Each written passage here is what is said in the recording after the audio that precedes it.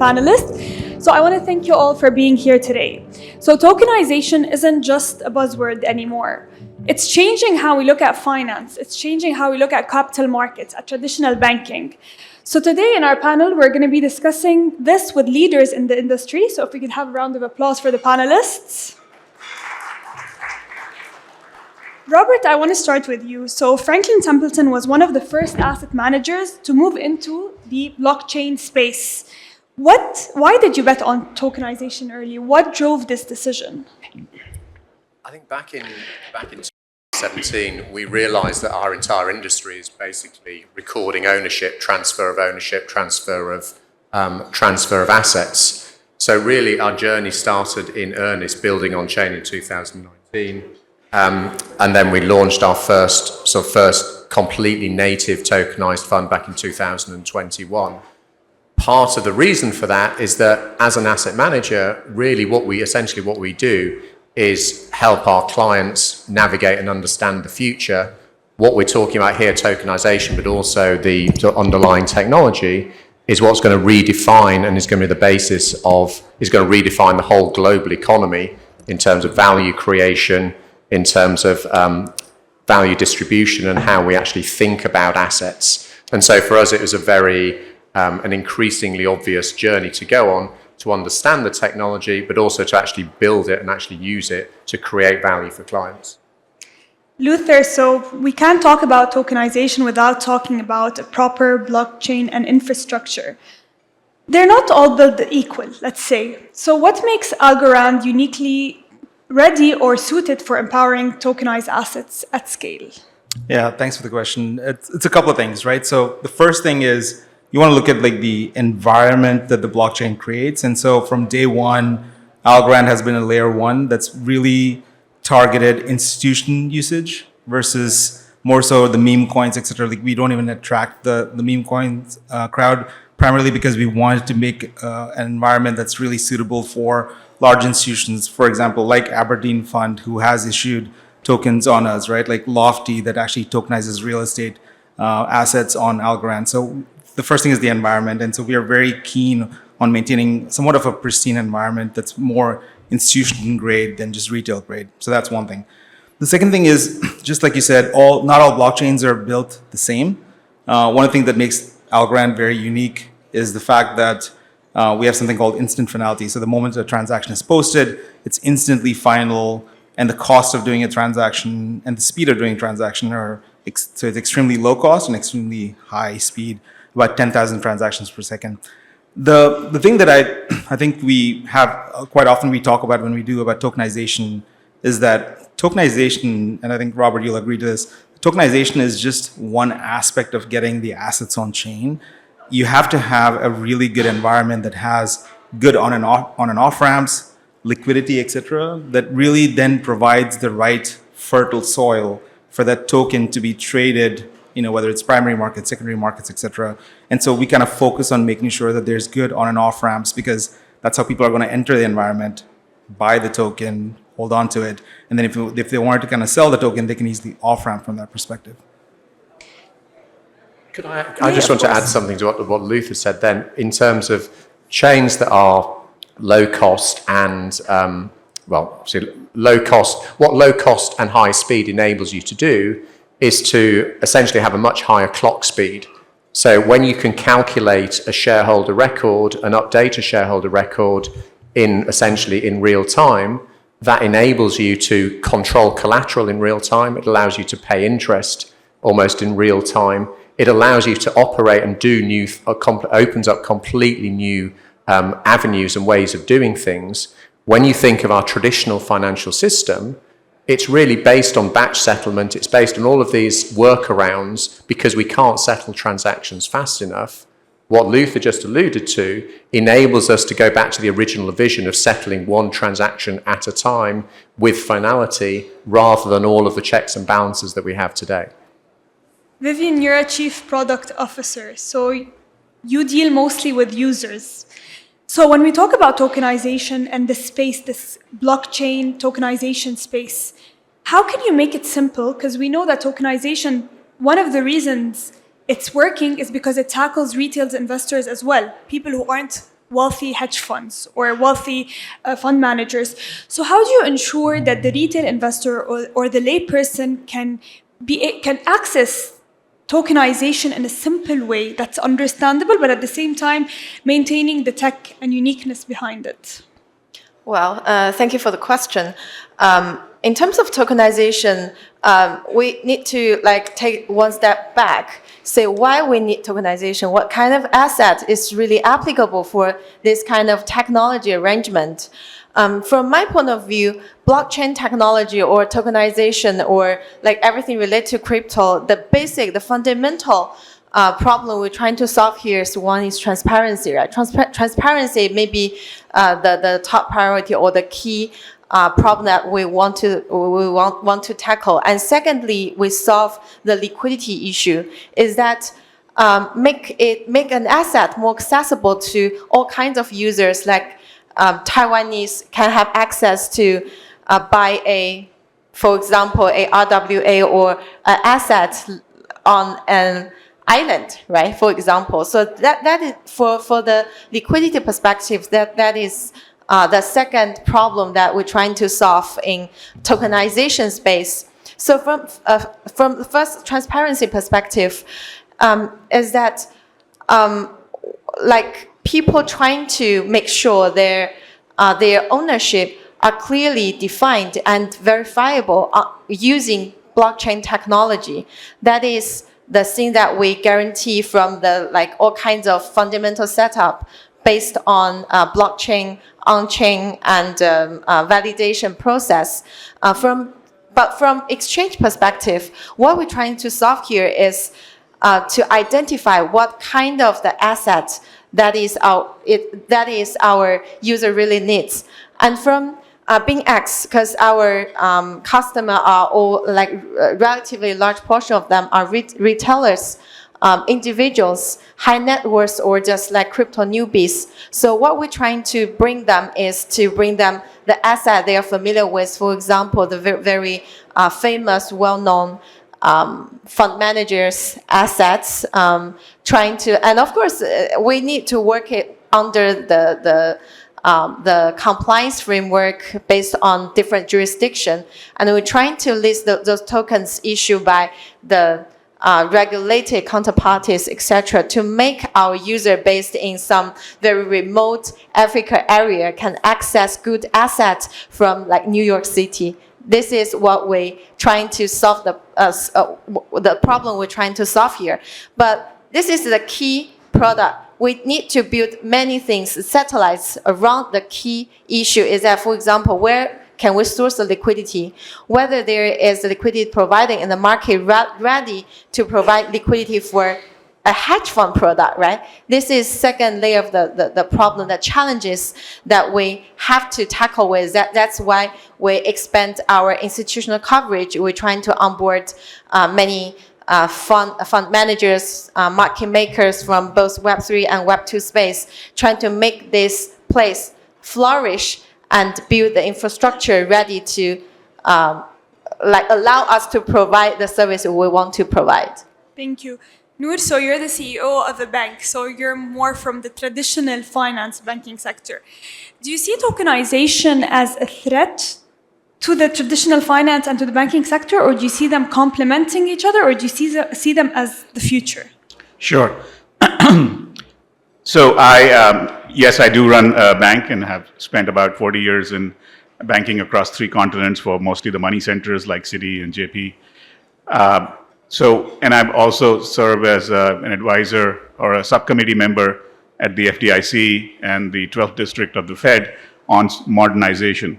So the central thesis or the conceit here is if we had to redesign banking today, how would we redesign it, right? And you would, for the same reasons that Robert just listed, and he's actually an instantiation, a real-life instantiation of tokenization working, probably 2 or 3 years ahead of most others, is that the things that we would change about the global banking system would be that it's very slow, so there's no 24/7 access. There's no equitable access, so there's access to some, there's not access to others. There's no mobility of collateral. Assets can't be moved, either they can't be settled, they're not available. It takes me 3 months to buy a house. It takes me 3 or 5 days to do custody of a security. It takes on and on. Even as a top-tier company, it'll take me 3 to 4 days to send wire transfers or monies across the globe. So those are the pain points, the friction points that we would want to change. And then, of course, we would want composability, which is the ability to take certain aspects of certain products and mix them together. I would love to be able to offer a lower mortgage rate to somebody who has deposits with us. That is devilishly almost impossible to do using traditional bank accounting systems. So how would we change all of this without spending trillions of dollars? And lots of folks have envisioned this, but when you start examining the sort of the second layer or the second level of understanding of blockchain, apart from all the disturbance around crypto, you sort of get that, and I won't bore you with proving the case, but almost all those design principles are met by blockchain and all the moving parts of blockchain. So I'll stop there because otherwise it'll turn into a pedagogical sort of exercise. But yeah, that's our view, and I think that's the view of some of the folks responsible in the prudential regulatory bodies around the world of saying, let's try and get there, and we'll do that in parallel. So things that like Franklin Templeton are doing, and some of the things that Algorand mentioned are, and even we heard here, are all incremental moves. There's not going to be a revolution. It won't be televised. It moves incrementally. And these are the incremental moves that we're sort of witnessing. Robert, do you agree? Do you think that tokenization is the way forward? A qualified yes. I was going to add something to what Noor said, in that as in our industry, we tend to focus on the asset itself rather than the technology. And secondly, when you see the wider picture and when you see when you understand just how deep and how pervasive the new ways that blockchain enables us to do old things, then you see it's not so much about the tokenization of the asset. Everybody tends to think that it's the tokenization, or if we can find the magic asset to tokenize, then everything will take off.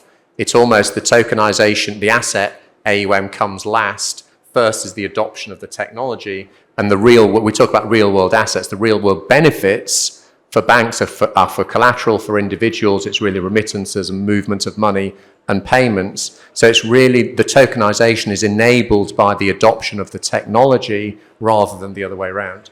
And if we want to talk about like regulations, obviously the traditional banking system, they have a lot of regulations in place, anti-money laundering, etc., etc. So when we talk about tokenization, if it's that easy that we can sell and buy in minutes, where does regulation come into place, and how can one ensure, for example, anti-money laundering?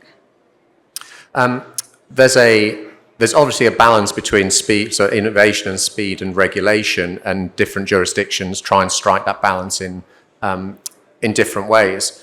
One of the learnings that we had when we put our book of record on chain, on a public blockchain, our journey with the SEC was very much we helped each other be better, essentially. They challenged us, they were very keen and eager to understand, and there's a two-way transfer of learning. It's very easy to think of, I mean, it's hard, it's not in this region, but it's easy to think of regulators almost as the enemy, as slowing things down rather than speeding up the innovation.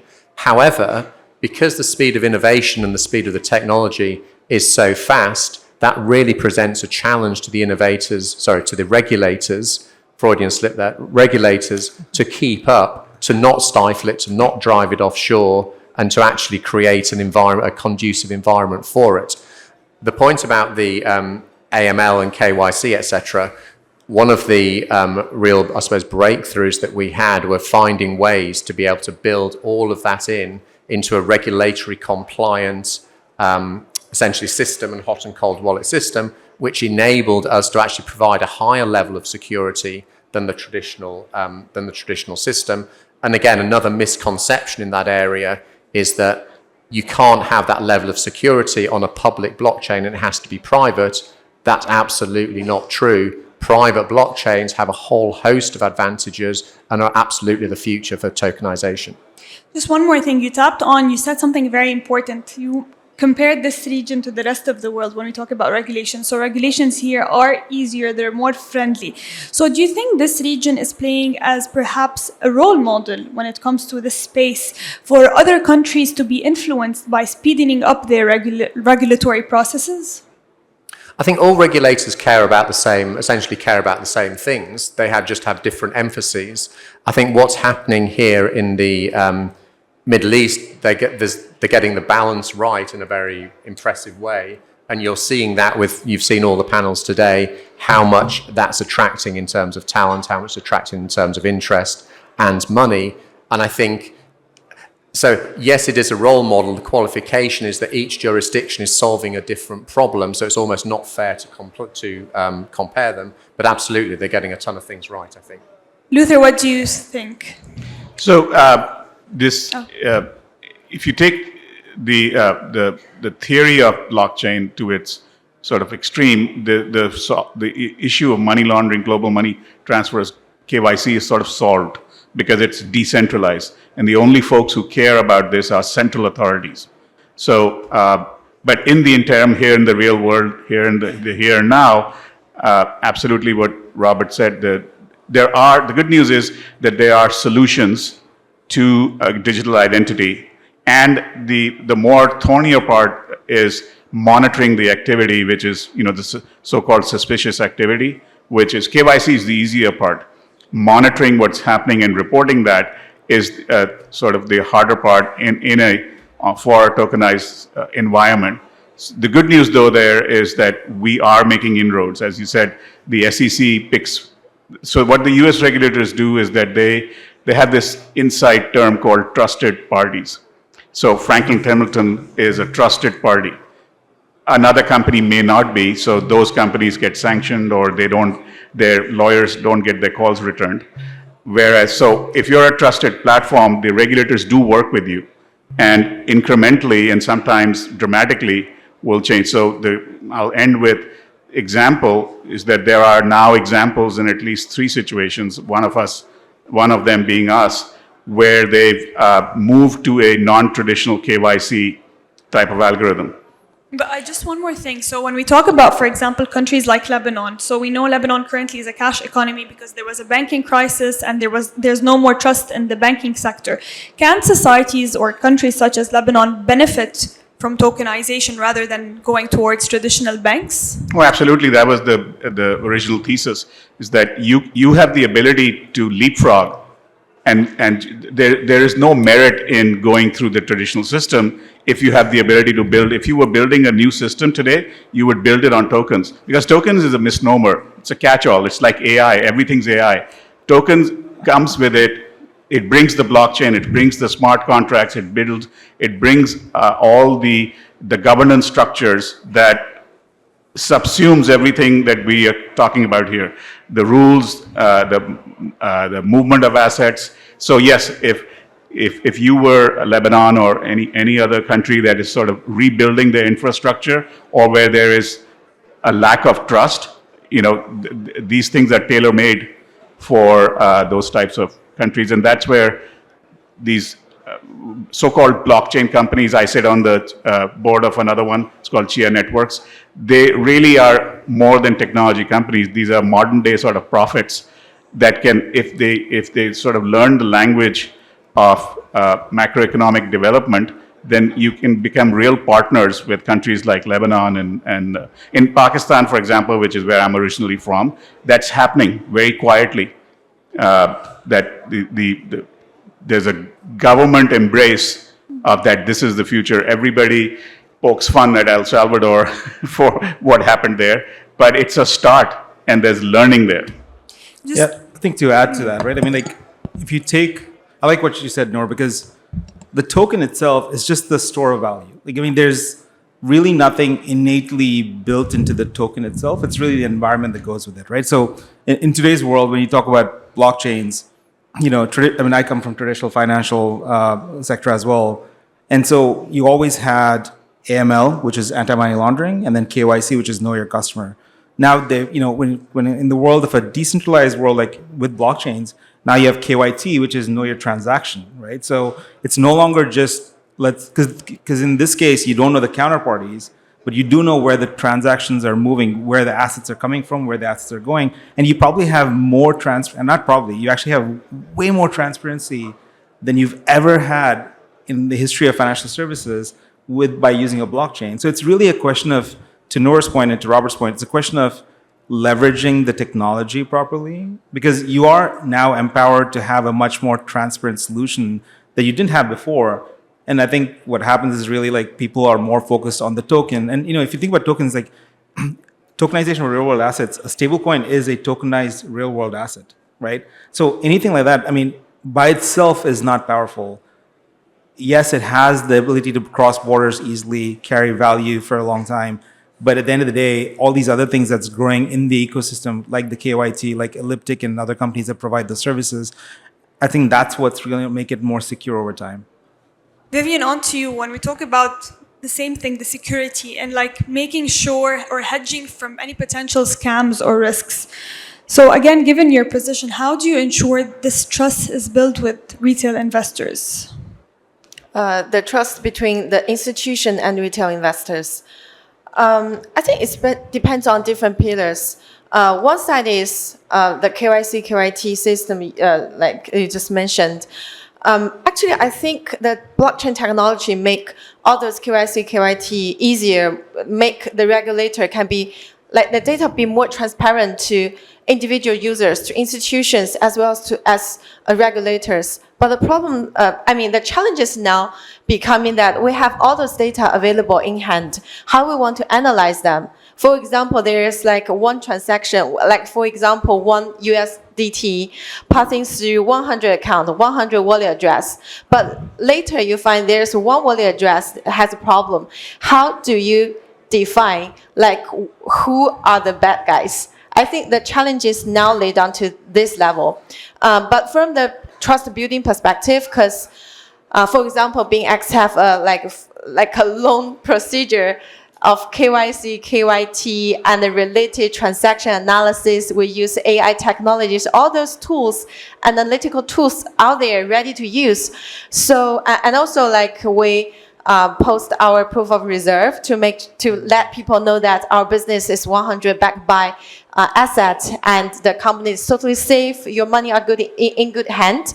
And secondly, the trading rules we are making and the infrastructure, the entire system are fair. I think when people coming to trade with us or coming to trade with any crypto companies, like have a strong brand, they can feel, okay, wow, this group of people, although the regulatory may be still not 100% clear, but you feel, okay, those group of people, they are quite self-disciplined, they are quite self-regulated, and they are like creating value for the industry and adding value to the users. This is how we build the trust within crypto industry at this moment. And sometimes there is a saying that by existing, you prove you are trustworthy. Because looking back the past 10 years, like so many thousands of companies in crypto industry, they just like, some of them bankruptcy, some of them maybe they just scam and run away, all those kind of scams everywhere.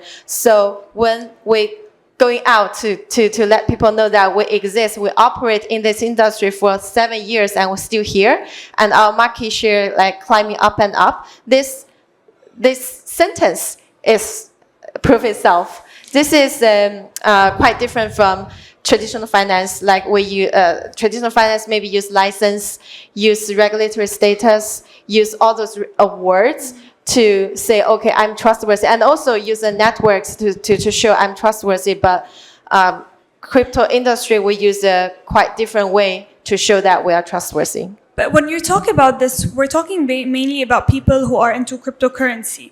But let's talk about people who are just looking at tokenized assets that are not in the crypto space. People perhaps that don't know much and they want to enter this world. Like for them, perhaps the banking sector is safer because at the end of the day, if the bank does anything, he will be held accountable one way or another. So we saw over time when banks do things, what happened then as a result. So how do you onboard these people who are not in the crypto space? They're just perhaps completely lay people who want to enter this tokenized space. Okay, so first, like branding, marketing is quite important in this space. And beside of that, that is why almost every big exchange and big companies in crypto side, now we are applying for a license. We are working with regulators. It's not because we want to prove that, okay, I'm compliant, I'm trustworthy, but you are not. What we are doing here is we're trying to prove to the mass population, say, okay, hey, our industry, like everyone in this industry properly operating their business here, they are trustworthy. Then come to the second level, say, okay, to find the biggest one to trade with, or to find the exchange or institutions that can provide the product you need to trade with. This is how BingX originates as well. Like we come from a time that already a lot of big players exist in that industry. How we excel is we devise a copy trading product. That is very special feature that's specific for those newbies, newcomers. This is how we excel is from product. But now we have to let the crypto industry overall excel to earn the trust. Then we lay down to what kind of value add we can provide. So yes, I just wanted to add to your question, thank you, is that tokens by themselves cannot be a solution looking for a problem. They have to be wrapped within a value chain, right? So for example, if you want to buy a mutual fund and you want it faster settlement, you go to Templeton. So in our view, the token by itself, stablecoin is a token, right? It's by itself, I have no need for a stablecoin. However, when enough retailers decide to use the token for its inherent value, which is it's essentially programmable money.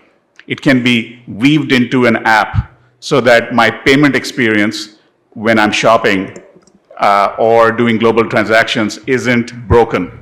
So I don't have to leave the experience of buying a financial asset and then go to a payments doorway, or when I'm buying clothes online, I don't have to say, okay, now you go to the payment side. It's all, and my money is smart enough to know how I want to invest, right? So it's got, and I know you want to jump in, so go ahead. I was going to build on something you said that's really interesting and important there, Noor, in that it's that the programmability of the assets and being able to hold those assets in a wallet where they're manipulable, etc., is hugely significant. And also on top of that, I think one of the things we overlook in terms of adoption is when you saw the various ETF issues, that was a regulated wrapper that the traditional world is very happy with and comfortable with. Inside that was crypto. And what that has essentially done is force the traditional industry to come to grips with the technology in a way that they haven't done before. And so I think you'll see ETFs as an accelerant of adoption of the underlying technology. And then the second point to what Noor was saying, ultimately, if you think about what a cryptocurrency is, it's used to pay for block space, essentially. So although you can use crypto as a medium of exchange or a medium of payment, I think ultimately the future will be one where crypto is kept in your wallet and you'll automatically transfer that and translate it into the optimal form of payment, whether that's fiat, whether it's loyalty points, whether it's a money market, it doesn't matter what it is. But we're going through this intermediate stage where we're experimenting with it and finding in some ways it works, in some ways it doesn't. Luther, any final words? I mean, I think if you look at the aspect of a token, you asked a very good question, which is, how do you get somebody who is not into crypto, who is not crypto savvy, doesn't really understand the space? How do you get them engaged? I'll give you an example, right? So Algorand has been facilitating, working with the World Food Program in Afghanistan to deliver aid to Afghanis who need aid from the World Food Program, right? So the way that it works is actually World Food Program delivers USDC, and the USDC is actually converted to an Afghani stablecoin, and the end recipient receives an Afghani stablecoin, but they have no idea that it's crypto on the back end, right? It just shows up in their app as a Afghani balance, and so they're using every aspect of blockchain. They're using 2 different tokens on the back end. They're using blockchain. All their transactions are monitored, but they have no idea of any of this, right? So I think, to Robert's point, to Noor's point, till we get to that level of where ease of use, I think that's how you get the real adoption from that perspective. Like the example I always use is when you land in any country, your phone just connects to some network, right? You don't have to sit there and understand what is the technology behind this, whose network is this. You just connect to it and you're good to go. And I think as we proceed towards that level of interoperability is, I think, really where you see the true adoption come in. And I was going to say, as an investor, you shouldn't want to care about what exchange something's on, what chain it's on, what form it's in. You just don't care. To Luther's point, until we get to that level of invisibility of the technology, and we're not even talking about the technology, that's when the game will be over. Thank you so much. You want to add something, Vivien? Yeah, I just want to add one more last sense. Is that we have observed a very interesting trend is that the mass adoption actually was led by the top players, either top institutions or top asset managers or top exchange. That is, for example, in the past, some of the very good alternative asset is not accessible to many retail or many investing in other countries. But since everybody now is talking about tokenization, crypto, RWA, real world assets, then we see some very initiatives from the top level asset managers say, hey, I want to issue a crypto fund that can be open to new investors. So many of them actually they are not decide to use cryptocurrency, but they really want to buy their assets. So that's why they convert to digital stable coin to buy the asset. And if more and more top asset manager like Franklin Templeton can have these kind of initiatives, I think that will largely accelerate the mass adoption. Thank you so much.